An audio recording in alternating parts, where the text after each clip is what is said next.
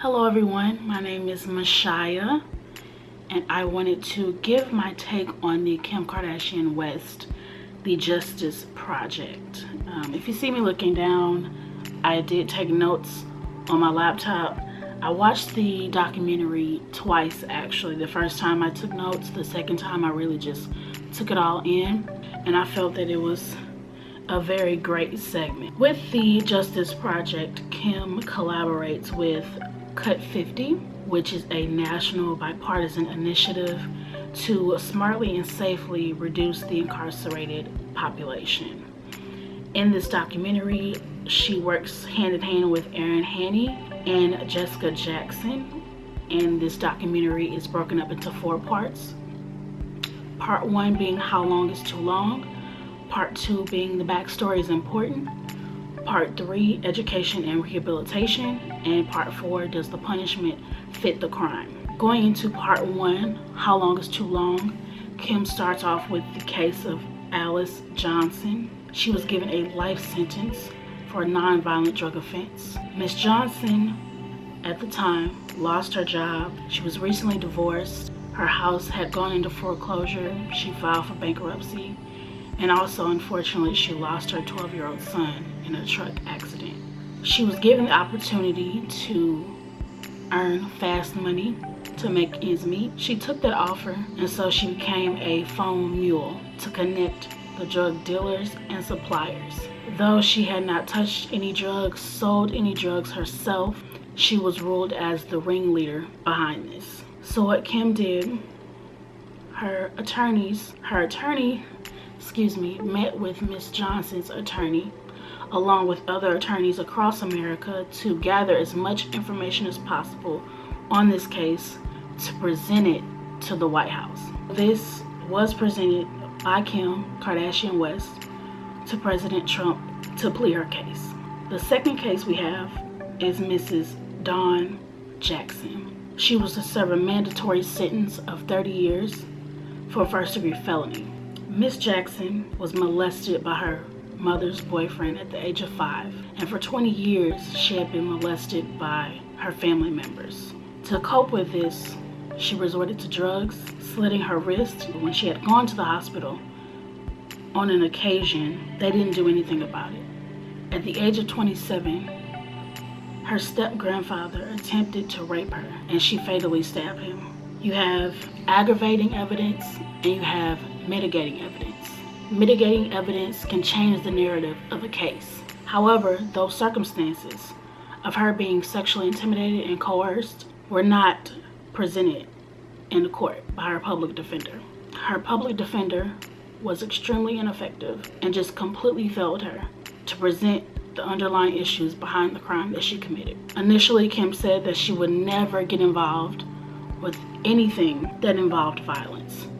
But reading her letter moved her, it made her cry, and it made her think about her own children. Kim even said, "I'd take one for the family, and I'd kill that person." Part 2, the backstory is important. We move on to a young lady by the name of Alexis Martin. She was 15 at the time when she was arrested for aggravated murder. The prosecutor painted her as the mastermind of this murder.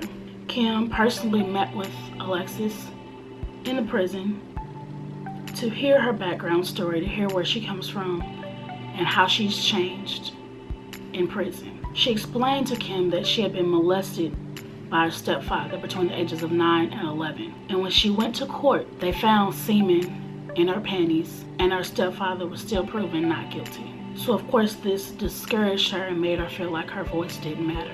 At 14, she got mixed up with a drug dealer by the name of Angelo Kearney, and he wanted her to carry his guns and drugs from state to state. They had built a relationship over the course of a year, and it was more like a father-daughter relationship, not a sexual one, until he wanted relations with her, and she didn't want that. He raped her and told her that she was worthless.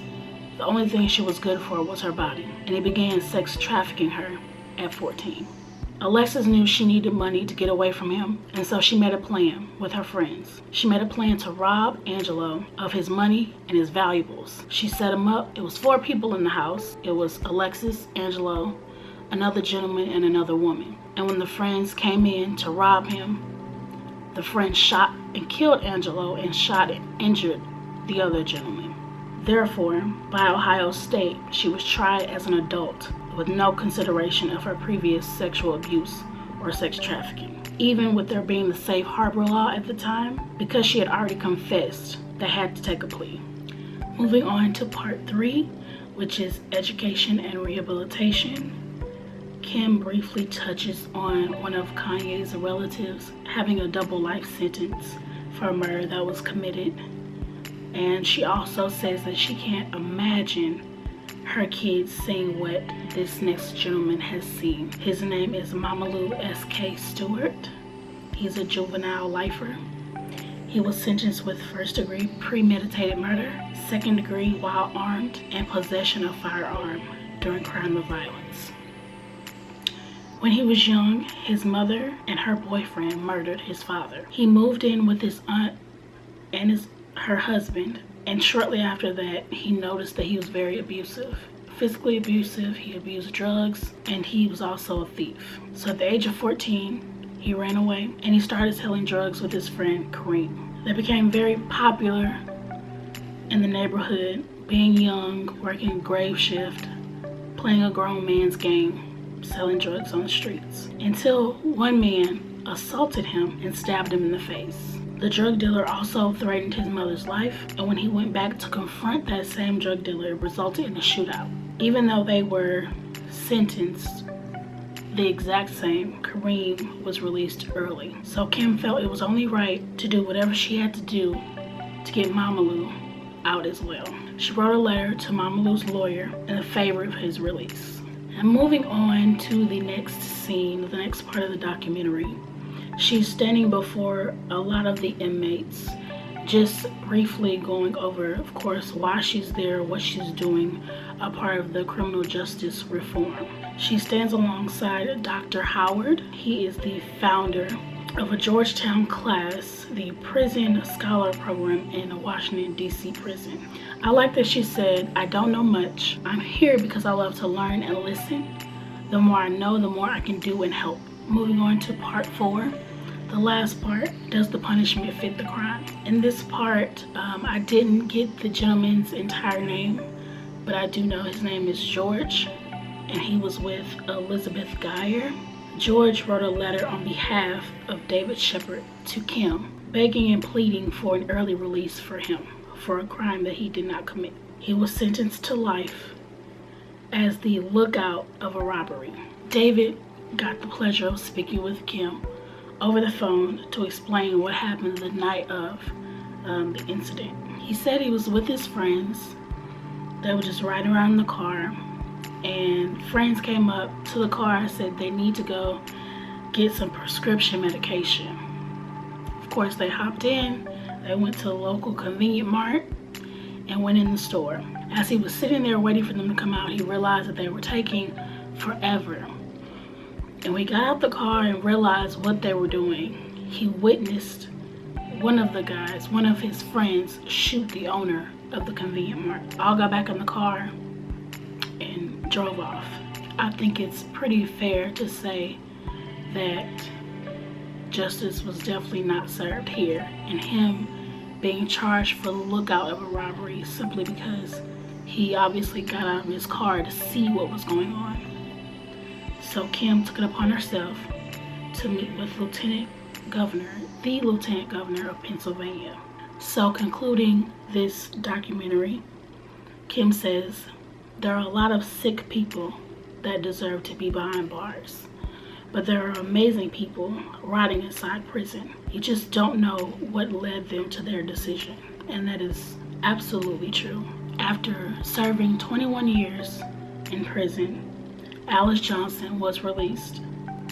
For Miss Dawn Jackson, being that Kim's attorneys are working so hard to present the proper evidence that should have been presented initially, her case has been prolonged, but she's very grateful for the filming of her case because that's allowed her to reunite with her family in some way, shape, or form. Alexis Martin wrote a letter to Kim, letting her know how she's doing and what the status is of everything. So now it's a 90-day waiting game for the results of a clemency hearing. For Mamalu Stewart, he was released on parole, and he got the opportunity to perform with Kanye at one of his Sunday services. And for Mr. David Shepard, he was released after 30 years. They granted him out a 5-0 vote from the Clemency Board. Sitting and listening to this documentary, it was very moving to me. It was very touching. I watched it twice. The last thing that I want to say is that I believe in God. I believe in His timing. I believe in everything happening for a reason. I believe that this documentary came out at a perfect time, and I love that every case was different. There were no two cases that were alike. It hit very different angles as to why people had to choose their life over someone else's, why they had to do what they did. The most important part out of the 4 parts to me was the background story is important, because it is. It's important that every person involved in a case is patient, understanding, and they do the work to find out why someone had to do what they did, rather than just assuming they did it because they wanted to. It was something fun to do. It was something to pass time. No, people sometimes have to choose their own life over someone else's. And it's important that they're not wrongfully imprisoned for that.